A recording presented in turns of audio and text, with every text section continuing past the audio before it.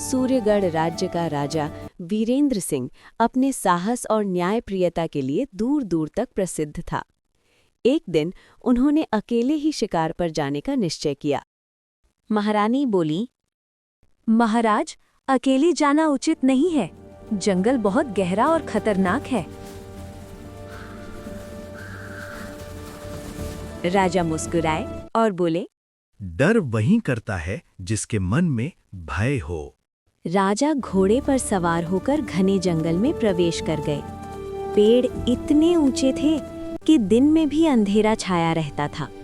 तभी अचानक तेज आंधी और मूसलाधार बारिश शुरू हो गई। बारिश से बचते बचाते राजा को दूर एक छोटी सी कुटिया दिखाई दी। उन्होंने आवाज लगाई,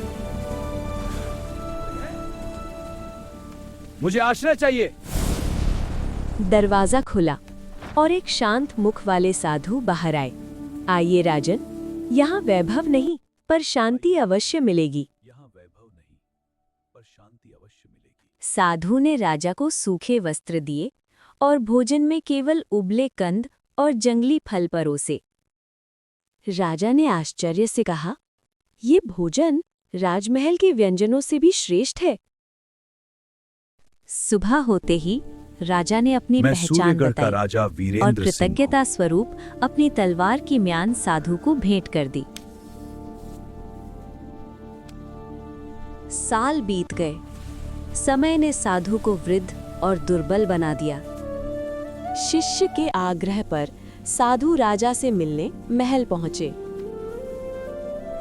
राजा उस समय मंदिर में प्रार्थना कर रहे थे, हे ईश्वर, मुझे और धन दीजिए और वैभव दीजिए, पूरे संसार पर मेरा अधिकार हो। ये सुनकर साधु का हृदय व्यथित हो उठा। साधु ने चुपचाप म्यान मंदिर के सामने रख दी और बिना मिले लौट गए। राजा ने म्यान देखी और तुरंत साधु की कुटिया की ओर दौड़ पड़े।